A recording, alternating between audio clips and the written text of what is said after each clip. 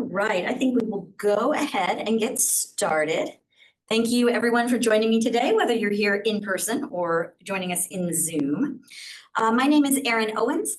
I'm a professor here in the Newton Gresham Library. My title is Scholarly Communications Librarian, which basically just means I assist faculty, staff, and students with a wide variety of topics related to conducting and publishing or otherwise disseminating original research.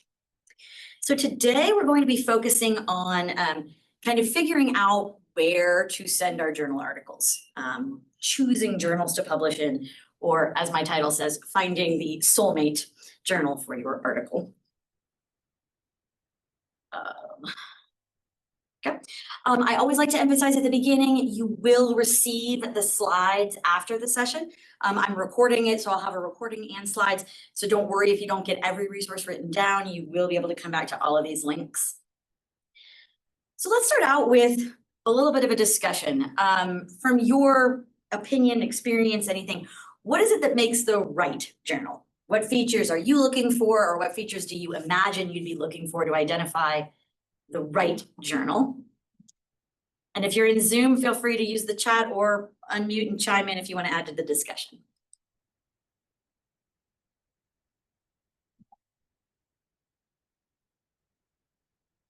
All right, okay, somebody said the abstract. Okay, similar topics of interest. Good.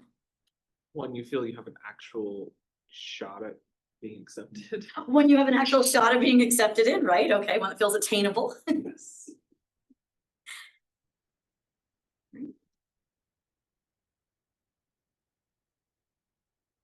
Okay, so those give us some good starting points. Similar topics of interest and something that feels like it's at an attainable level for your point in your publishing career. So here are some of the things that I think about in terms of what makes the right journal. I think we have to start by considering ourselves and our work. So what audience is it that we want to reach? What are our goals for a particular publication, and what do we value as a researcher? Then we want to look at journals and consider how a particular journal's traits are going to align with ours. And so some of the factors we might look at, just sort of minimum baseline, making sure that the journal doesn't have any predatory features or concerns.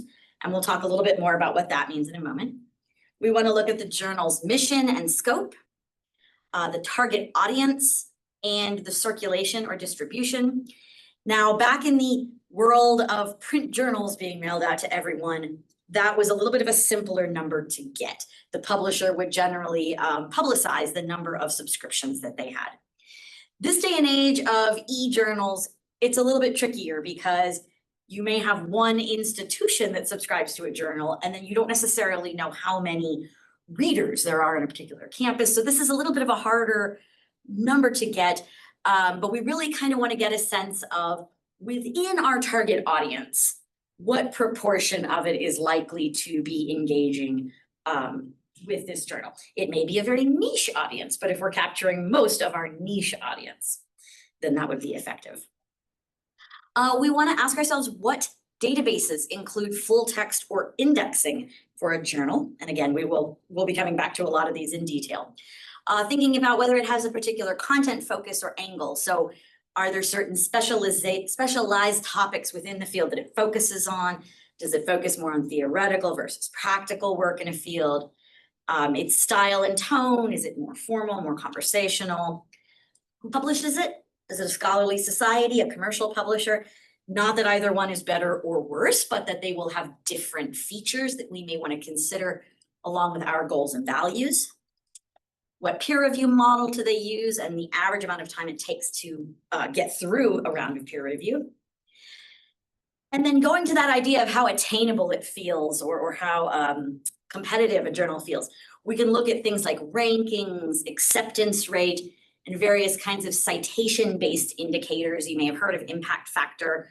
There are several other indicators as well that look at how regularly one journal is cited by other journals.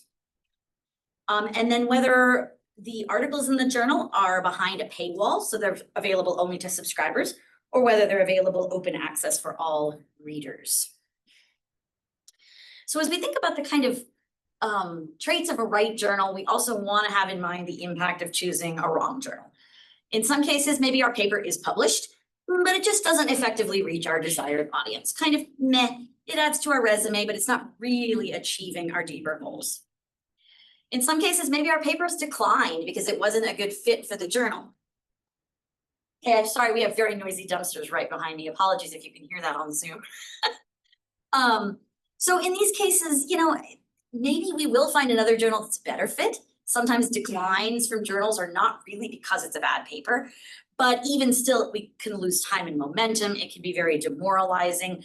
Our results get older and older as we go through this process. And then worst case scenario, maybe our paper is published in a predatory journal, and then we have a problematic item on our CV, which can affect our professional reputation. So we really do kind of want to have these things in mind and be aiming for our big happy smiley face and not our meh, sad, or crying faces. All right, I've linked to some tools in the slides that you can come back to for helping to avoid predatory journals. These are 3 really good options for just kind of a mental checklist to go through when you're looking at a particular journal that you're not familiar with, to say, does it meet any of these criteria that should raise red flags? Oh, okay, Kimberly, you're saying you're not able to see my presentation.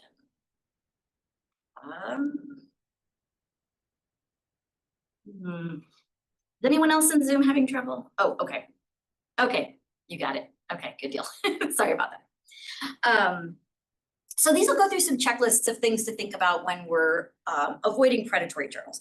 Now, what we mean when we say a predatory journal, effectively, these are journals that exist only to take money from authors that are desperate to publish. They may or may not actually publish your paper on their website, but they are adding no value to it. They're doing no real substantive peer or editorial review, no substantive copy editing, formatting. They're not taking the steps we expect a scholarly publisher to take to improve the quality of the science. They are just out for getting fees from their authors. Just a few things I'll highlight when we're assessing a journal. Sometimes this comes up because we get an email from someplace that says, hey, we would love for you to submit to our journal. If it's like a call for papers that goes out to all the researchers in your field, cool, that's probably legit. If it's addressed to you by name and includes a lot of flattering comments about how prestigious and expert you are in your field, they're probably buttering you up to try and get money from you, unless you actually are aware that you are like the #1 top of your field. So be wary of unsolicited emails addressed to you as an individual. We should always be sure we're actually going out and looking at the journal, not just looking at some piece of information somewhere that says this might be a good journal. Actually go open it. Can you find their website? Can you find a journal on their website? If you read a few articles that are there, are they things that you would consider to be good quality? Is this something aspirational that you would actually want your paper to appear next to one of these? If not, that's probably a good place to avoid. The journal's website should be really clear about what their scope is. It should list the people on their editorial board with contact information for at least some of them. It should describe their peer review process and their policies. All of those things should be present. If they're not, you may be going to have questions about the credibility.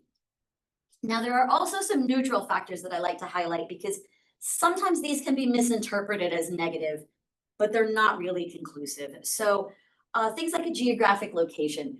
Maybe we know that there are a whole lot of predatory journals that are published in country X. So any journal in country X, I'm just going to avoid. But that country may also publish legitimate journals. So we don't want to overemphasize something like where the publisher is by itself without looking at other factors. Same thing with these article processing charges or APCs. A lot of journals now a lot of journals now charge a fee to publish open access articles that are available to all readers. The mere presence of that charge is not necessarily predatory, because even publishers like Elsevier and Wiley and Taylor and Francis and these major commercial publishers do still sometimes charge these fees.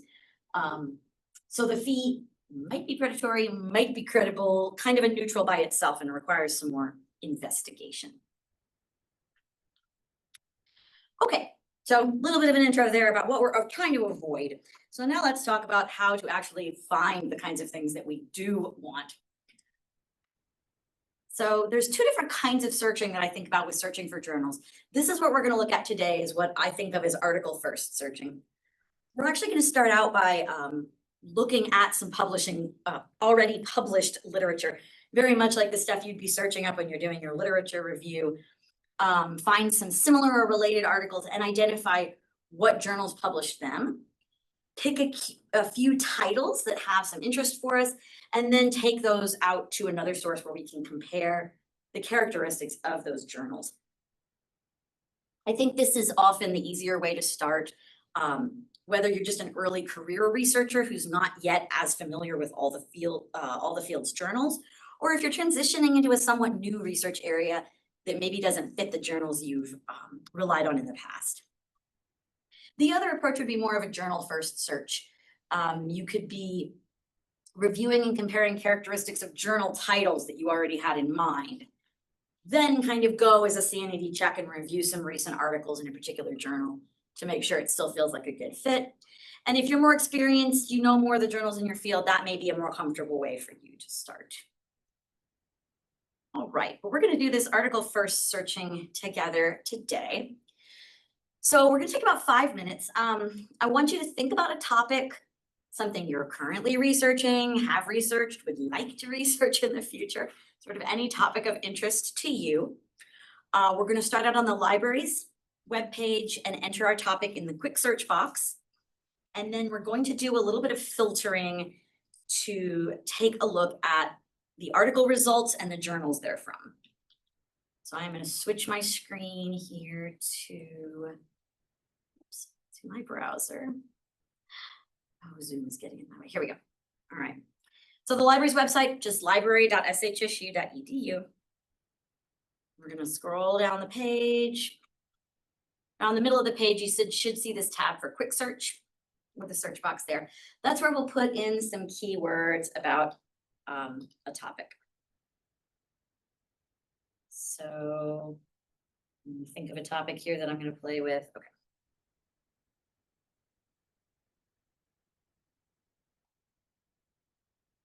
I'm going to search for artificial intelligence and libraries. That's something of interest to me. You go ahead and put in some keywords that relate to your research topic of interest. Once it brings up some initial results, the first thing we're going to want to do is focus in on peer-reviewed journals, since that's what we're talking about today, is choosing a journal. So over on the left-hand side, under the availability heading, we should see a checkbox for peer-reviewed journals. We can click that. That'll kind of kick out all the books and ebooks and other things that are found in our quick search system.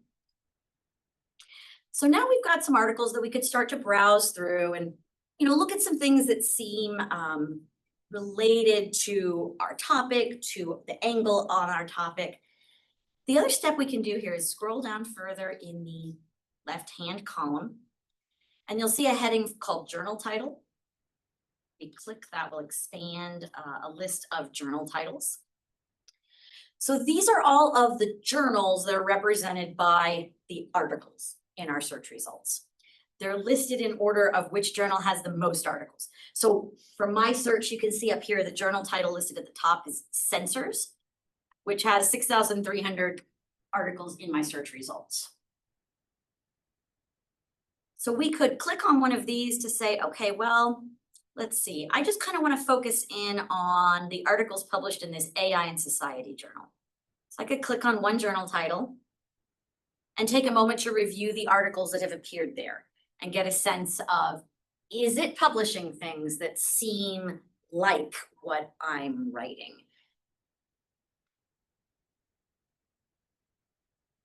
And then I can always go back up to the top of my left-hand column. I should see that journal title I selected with a little X, and I can remove that to get back to that list of journal titles.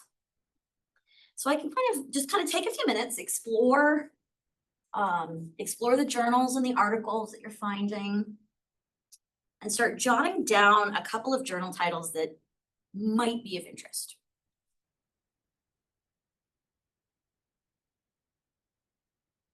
Just gonna give everybody a couple of minutes to explore there.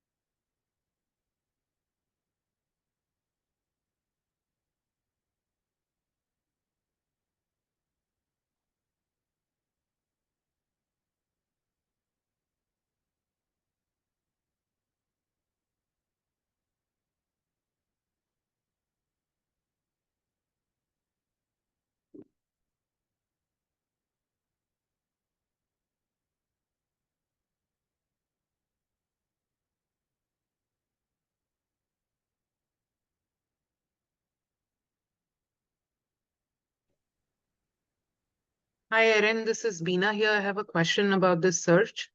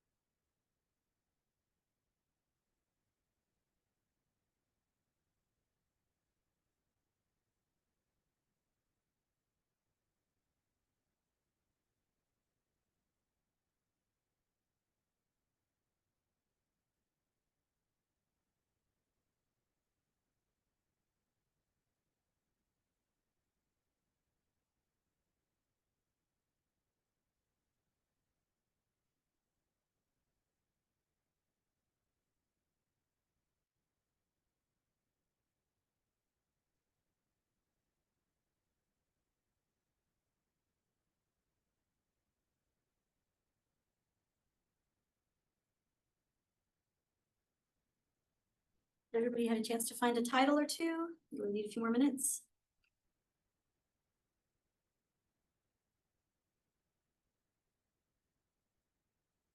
Oh, good question, Dina. Okay, so when we enter our keywords, what is the default field that the system searches, e.g. title, abstract, full text? That is a really good question. I think just the default search is searching most of that. It's looking at the title, the abstract. It may be looking at the full text for certain articles. This system is a little weird. It won't have access to search the full text of all of these articles. So it's mostly going to be looking at title, abstract, and subject keywords. You do also have an option to go to the advanced search button just to the right of the search box. And then you can make more specific selections. So if you want it to search for something specifically in a subject heading, a title, etc., you can be a little bit more specific there. Although I notice it doesn't list the abstract as a field you can search alone. So I guess the any field default is the only way to get that abstract. That's interesting. This is sort of a new search system for us this semester. So we're still getting used to some of its quirks.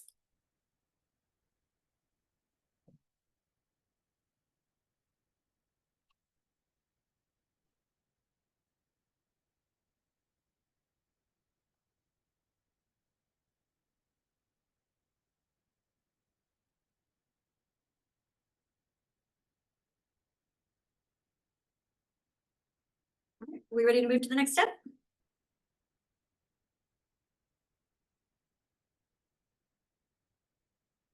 Yeah, I'm not hearing any pleas for more time. So, okay, we will go ahead and move on to the next step. So we were hoping to come out of this with just, 1 to 3 journal titles of possible interest. I'm going to pull out of my search the Journal of Web Librarianship and Portal. So you can maybe keep in mind what your titles are. Flip back to my slideshow. Quick note that I had here on the slide. If for some reason your discipline or your niche area topic doesn't seem to be well represented in quick search, you're welcome to also use a more focused database to do this step. Quick search is just sort of an easy, quick and dirty piece, but you can always, of course, go into education source, PubMed, something that's more focused on your field. All right, so for the next step of this process, we are going to go to a particular tool the library provides called Cabell's Scholarly Analytics. And we're going to search for some journal titles and look at their characteristics. So, easiest way to get there, if we start back on the library's website, back at library.shsu.edu, right behind our quick search tab is the Articles and More tab. You click there, you should see then a link for all databases A to Z. Click on all databases A to Z, and then Cabell's is under the letter C. You should see Cabell's Journalytics Academic and Predatory Reports. So give everybody a moment to get over there to Cabell's. I think we can probably also find it by searching in the quick search box. It's supposed to also do that. But I don't really like the results that gave. So yeah, it's probably simpler to go through our homepage in the Articles and More tab. All right, everybody find Cabell's okay? All right. So we'll start out by just popping in one of those titles that you noted during your search that was of possible interest to you. Now we can also use this tool. We can use it to search for a known title, or we can use it to browse for titles. So we'll kind of look at both of those, but we're going to start out by looking for one of those known titles that we jotted down.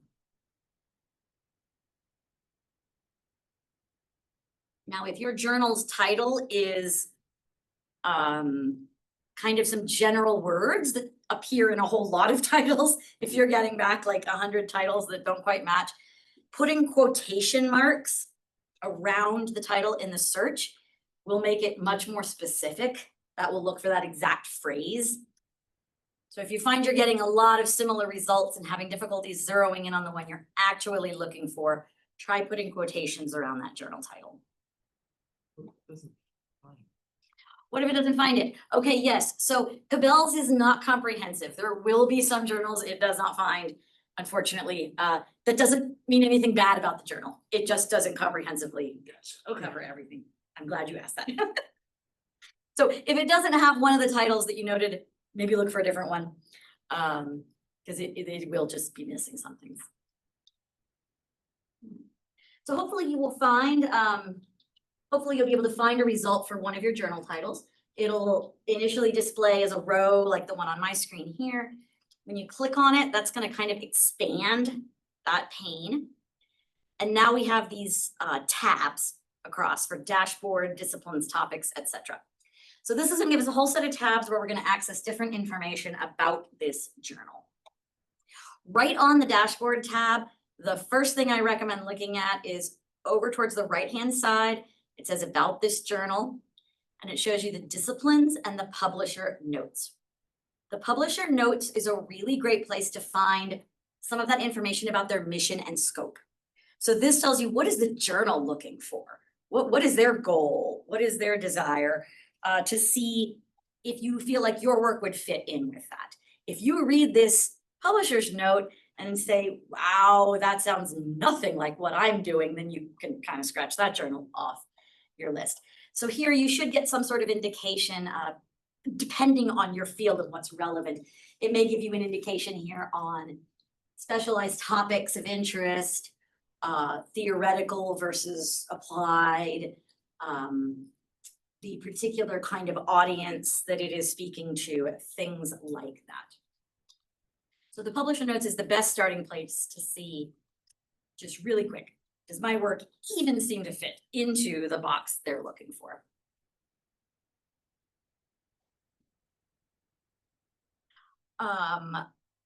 One of the other things, let's see, okay, so that's the major thing to note on the dashboard tab is those publisher notes. Also, though, note very quickly at the bottom, it's in each bottom, in each bottom corner of that tab, it has buttons for contact and for visit website.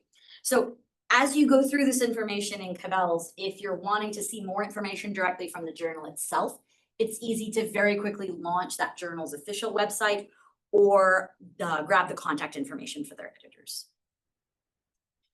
All right, so let's take a look at some of these other tabs. Mine is sort of hidden under a More button right now. Depending on the resolution of your monitor, you may see all the tabs without the More button. But I'm going to click under More and I'm going to look for the tab called Peer Review. So this tab is going to, first of all, confirm for us that this is a peer-reviewed journal, but then it's going to tell us specifically what kind of peer review model this journal uses. Double anonymized, that you see here on my example, that's kind of the gold standard that traditionally we're looking for.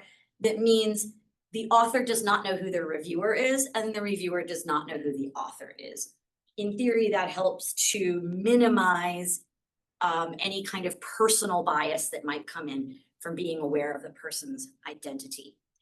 Other things that you might see there are single anonymized. That means the author doesn't know who's reviewing them, but the reviewer does see the author's name. So that has some different possible positive or negative bias indicated with it. Some other peer review types that are becoming somewhat more common in certain fields are things like open peer review. In open peer review, everybody knows who everybody is, and peer review is treated as more of like a developmental process of dialogue, going back and forth between the author and the peer reviewer to work on the article's quality. And so no one is maybe anonymized in that instance. So you'll see some different models here. What kind of peer review you're comfortable with is, again, up to your goals and values. Along with the model, it will tell you the average length of time that this journal takes to review. Obviously, this is only an average. Some things are going to take longer, different times of year. Times of year when it is hard to find reviewers in your field. So for example, if reviewers in your field tend to be away doing field work all summer long and not checking their university email, summer reviews may take a lot longer, holidays, things like that. The length of time, like what is considered to be a good average length of time, is really, really dependent on your field. So that's the kind of thing where you probably want to be comparing between a few different journals. 1 to 2 months is shown here. That seems really fast. There's a lot of fields where you're not going to find 1 to 2 months. You're going to see much more like 3 to 6 months, 6 to 9 months. But if you have 2 journals that you're considering as possible alternatives, one of them can get you reviewed in an average of 6 months and the other one's an average of 18 months. Well, depending on what your immediate goals are for this paper, you may want to opt for the one that goes faster, because you may say, hey, it's my priority to try to get something accepted this year. But that's really just going to depend on your goals. Okay, I'm going to go back under the More button and click on the Submissions tab. This is going to give you a little bit of information about what they accept in a submission in terms of like length and style. It's also going to give you the acceptance rate in many cases. It does not have the acceptance rate for every single journal. It's just whether the publisher makes that data available. But this is a great way to get a sense of that, do I actually think I can get accepted here, depending on, like if I'm an early career, depending on my stage, can I get accepted? People often ask me, what is a good acceptance rate that they should be aiming for? That also largely depends on your goals. If something has a 90% acceptance rate, it's probably very easy to get accepted. It also might carry a little bit less prestige in your field. If something has a 5% acceptance rate, it's probably going to be much more challenging to get accepted. It doesn't mean it's impossible. You have to kind of decide where your comfort zone is on a particular paper. For me, I like to aim anywhere in that, like 30 to 60 kind of range, that middle ground. I don't really want to publish in a journal that accepts absolutely everything that's sent to it. I want to feel like my work is a little bit more selective than that. But I maybe also don't want to spend my time chasing that 5% acceptance rate if I feel like I'm just going to be losing time wading through that review. So it's likely going to differ for you based on your paper, your point in your career, but usually somewhere in that nice middle ground is a good place to focus. And if you're not sure, talk to other people in your field about what journals they usually publish in and go see what those acceptance rates are to get a sense of kind of what's normal. Is it very common for people to kind of submit to multiple journals at a time? Like if you want to submit to a 5%? Oh, I am so glad you asked that. Okay, that is a wonderful question. For people on Zoom, if you couldn't hear, the question was whether it is common to submit to multiple journals, like if you want to hedge your bets by submitting to a 5% and a 30%. Actually, no. Most journals, when you submit, most journals will ask you to confirm that your article is not under consideration anywhere else. So there are some exceptions out there, but for most cases, you want to assume you're only submitting one place at a time, and you wait until they have declined your paper before you submit it to the next journal. So excellent question, really good. There is a field here for the average time that a journal takes to publish their article, this time to publication. You can see my example journal doesn't have any data for that, but some of them will. Again, what time frame you're looking for there is just going to depend on your goals. Some journals will publish on kind of a rolling basis if it's like especially an online only journal. So essentially, once your paper is accepted and they've gotten through all of the copy editing and the formatting, they may publish it on their website immediately. Other journals are still publishing in that much more traditional volume and issue model, and they may hold on to your paper for the next issue. That might be 6 months, 9 months, 18 months. That's going to vary a lot based on the journal itself, but also your field. Let's see, Bean is asking, when we look at a journal, should we be looking at the prestige experience level of the primary authors of a few recent articles, along with the acceptance rates, to judge our likelihood of publishing? You certainly can. I definitely do always recommend looking at a few of the recent articles, and you can look at the authors on those. Ask yourself, are these author names where I'm looking at them going, whoo, that's like the #1 Nobel Prize winning guy in my field, versus like, oh, that's just some peer at a similarly sized institution that, I'm at about the same level. If he can do that, I can do that. That may help you if you are familiar enough with those names in your field. Yeah, definitely an option. Okay, let's see, a couple more things I want to point out on the tabs. The open access tab here. This indicates whether a journal allows you to choose to publish an article open access, but it will also indicate whether a journal requires that everything be published open access. If it says hybrid OA, that means they give you a choice. You can publish totally traditionally for subscribers only, and it doesn't cost you anything. Or you can choose to publish open access so that the article is available to all readers, in which case it will cost you a fee. It will transparently list that fee over here for you. You'll see this one is about $3,000. That is pretty typical. These can range anywhere, $1,200, $1,500, $3,000. The journal Nature charges about $11,000 for an OA fee. So some of these can become very unattainable pretty quickly. But if you look at this tab, if you're not necessarily interested in publishing open, that's totally fine. But if you look at this tab and see that the journal is Gold OA, that means they likely only publish open access articles, which means if you want to publish there, you would likely be required to pay the fee after your paper gets accepted. So it's a good thing to pay attention to. Like, having the choice, cool, I can ignore that choice if I don't want to pay that. But if it's gold, then you may not really have that choice if you want to publish there.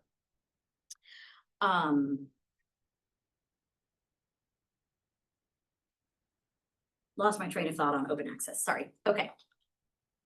What are some other things we can look at? Okay, the disciplines and topics tabs. These are citation-based metrics, very similar to impact factor. So if you're not familiar with impact factor, it is a metric that describes a journal in terms of how often it is cited by other journals. It is not a universal metric. It doesn't exist for every journal. Impact factor is based on the Web of Science database. So they only give an impact factor for journals that are indexed in the Web of Science database. And they only look at citations that come from other journals in Web of Science. Those are the only citations they count. So impact factor is sort of a very specific citation-based metric. Oh yeah, okay, Bina, that's really good question. I'll come back to that in just a second. Good question. But so I'm saying, so not every journal has an impact factor, but we can then sometimes find other citation-based metrics like these discipline and topic metrics from Cabell's that are very similar. So this journal here that I'm looking at has a 56% score in its discipline. A larger number is supposed to indicate more influence according to citations.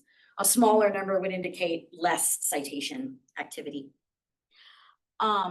Those are things that you can look at to try to determine, you know, is this journal well read and well cited in my field?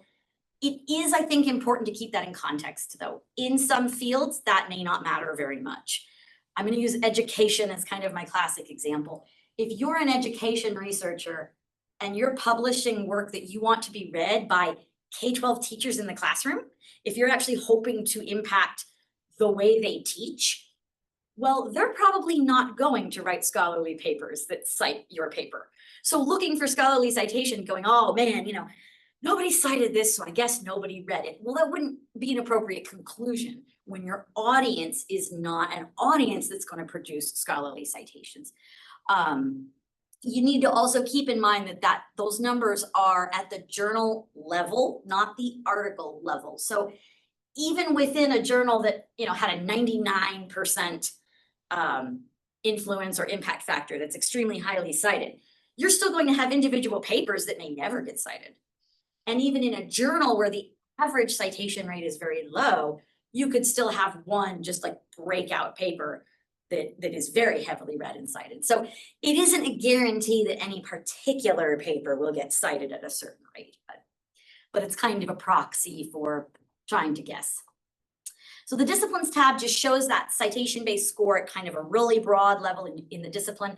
And then the topics tab will, if appropriate to the journal, will break it into more specific topic areas that journal publishes on. Okay. Any specific questions about these little cards with all the details for a journal? So Okay. the one I'm looking at, so it says under topic influence, it's about the FASEP journal. The three categories for topic influence are genetics, molecular biology, and cell biology. Mhm. So my field of research right now is in like morphology. So does that mean that it doesn't really have a high percentage of morphology, or is that just like free top? Or It's just not one of the topics that they happen to have classified. Yeah, it may not, their sense of disciplines and topics within them may not perfectly capture everything.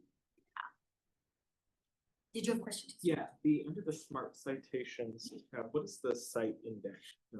Good question. Okay, so the Smart Citations tab, this is pulling in data from a tool called Cite, S-C-I-T-E.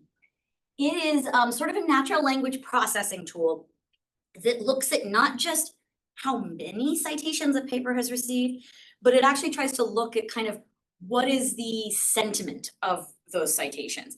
So it's trying to separate, this is a really, really positive citation that says, hey, we've reproduced these results, we've confirmed the validity, or really negative citation saying, hey, I've proven this guy wrong, versus just like totally neutral things in the middle. That's like, you know what, I'm citing this in a lit review because it's related, but my citation doesn't really seem to express any particular positive or negative sentiment.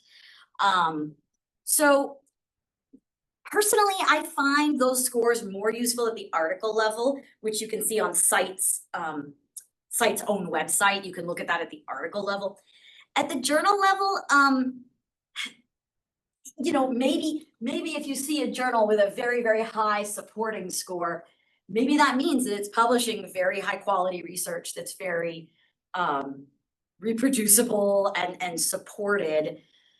If it has a really high disputing score, maybe you worry that it's publishing a lot of stuff that's getting shot down, but there's also a lot of assumption involved there, particularly since it is machine processing that's analyzing those sentiments in the citations. So to me, it's sort of interesting, but I don't rely on it too heavily when I'm picking a journal.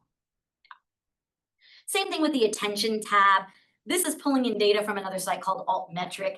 This looks at how often the journal is cited in places other than scholarly journals. So like, how often does this journal's articles get talked about in news media? How often do this journal's articles get cited in Wikipedia? Things like that.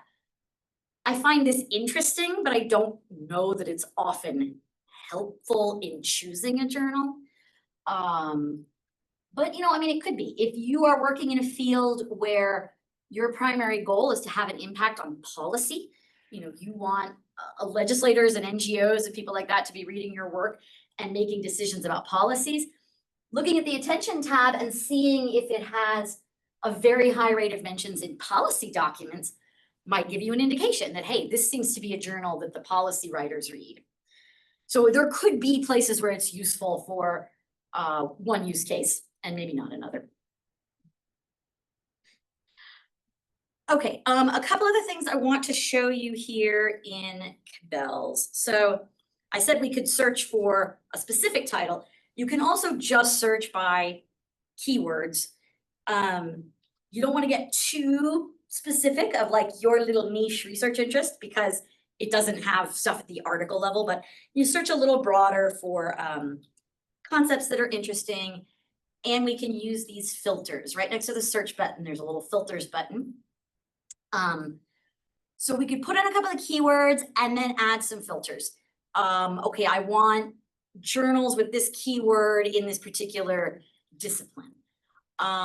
You can search for a range of acceptance rates that you want to focus on. If you like or hate open access publishing, you can focus on certain ideas there. So my original search was sort of limiting my filter view. So let me get back here to a broad search. Here we go. So I can choose specific types of open access, acceptance rate, average time to review, all these sorts of things, so that you have some options if you want to just start broad with a topic and then see what kind of titles are coming up instead of you coming in and knowing a title. All right, I'm going to click on this predatory reports button to show you what this looks like. So when you are browsing your search results, these will be mixed in.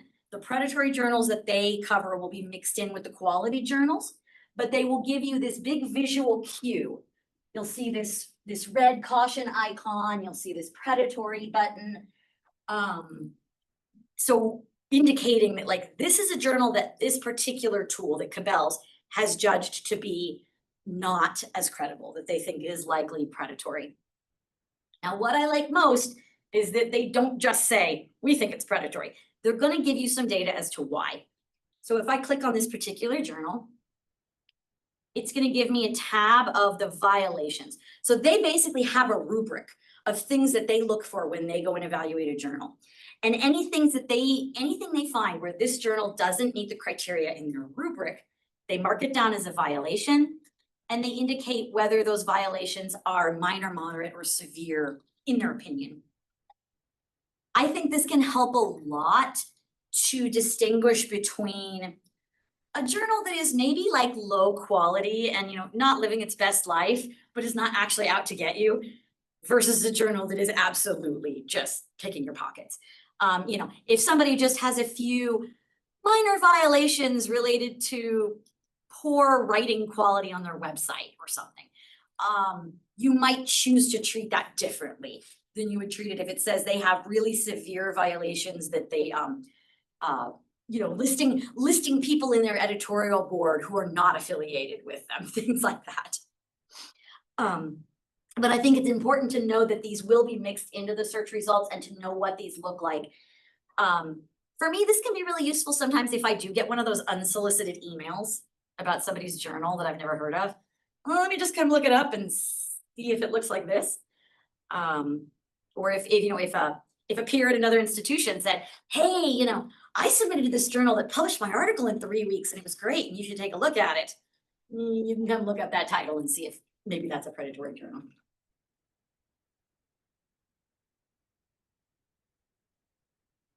All right. Okay, are there any other questions here on Cabell's before I move on?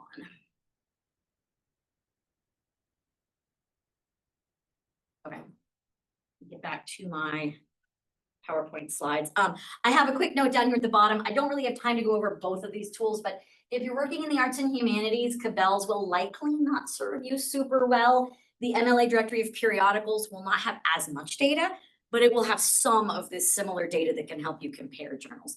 So I'll have links in the slides to both of these tools. Okay, kind of wrapping up here. You want to verify your journal's discoverability. If people can't find it, they can't read it, they can't use it. So you want to make sure something is actually findable. And I know I am running short on time, so we may skip doing this as an activity, but in our databases A to Z list, the library has another tool called Ulrich's Web. You can go in and look up a journal title, and it will have a section on abstracting and indexing that will list databases. So like maybe it says PubMed, Science Direct, EBSCO Education Source, things like that. If it doesn't list any databases, or it lists like one that you've never heard of, or in many cases, you'll see there were 5 databases that used to include it, and now they say coverage drop. Those are kind of red flags that that journal is not really out there in a way that people can get to it. Unless, of course, it's open access and discoverable through Google and all of that, which may be different. But if it's a subscription journal and you don't see a lot of recognizable databases in your field that let people search and find it, then that's going to be a problem because you really want the work to be findable. All right, so coming down to our making our decision, we're going to make sure we read some recent articles for quality, style, and scope, kind of weigh all the different factors in the context of our own goals, and figure out which one we think might be the best fit this time for this paper. Don't assume that this one will be the best choice in the future, or that a past one is always the best now, but also don't assume there's only one good choice. If you submit to the first place that sounded promising to you and they decline it, go back to that list and try the next one. There's often going to be multiple places that could be a very good fit. Library support services to make you aware of here. Supporting scholarly publishing is a major part of my role. So you are welcome to contact me at any time if you want to consult on questions related to choosing a journal and submitting. If you just see a title and you're like, hey, tell me what you think about this title. Does this seem like a good or a bad journal? Suggestions for titles that might fit your paper. If you get accepted and you want any help reading the publication agreement and understanding what you're agreeing to and what rights you might be signing away, things like that. Any of these types of support that you might have around scholarly publishing, please, please, please do feel free to reach out to me. All right, I've linked to our databases and things here at the end, our guide to scholarly publishing. And as I wrap up here and ask for questions, I'm going to come back and address one of the questions Bina put in the chat. Okay, so she asked if SHSU has arrangements with open access journals for waiving the fee. This is such a good question. This is something that is becoming more common at larger institutions. Essentially, they renegotiate the subscription for a journal so that their subscription price also includes a certain number of article processing charges to help the faculty publish open access without paying that, $3,000 fee. Right now, all we have is one agreement with Elsevier that provides some discounts not actual $0 fee, but just some discounts on the fees. As we renegotiate our licenses, we are looking for opportunities to see if that's something that we can work in. Sometimes it does have a significant difference in cost on the agreement. So, yeah. So sadly, my answer for you right now is that no, I can't really give you a list of those journals. If you're looking at publishing with Elsevier, definitely reach out and ask us about what those discounts might be. But at the moment, we don't have any other arrangements. All right, any other questions?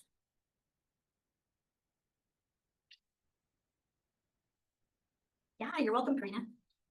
If you're on Zoom and you've got a question, feel free to unmute. Hi, Erin. Bina here. Can you hear me?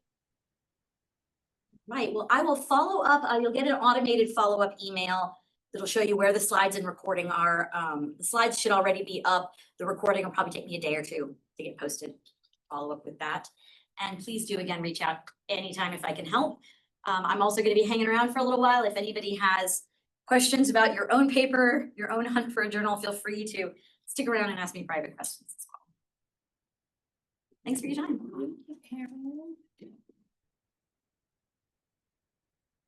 I can go back to my office and find it again this time. Like I said, I think the email with the slides comes out like, I think I have it scheduled for an hour afterwards, so then you get links to everything.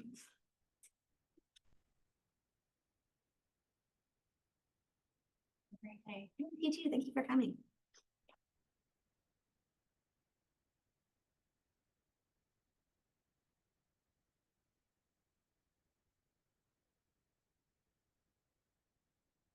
Thanks, Bina. Thank you everyone in Zoom for coming.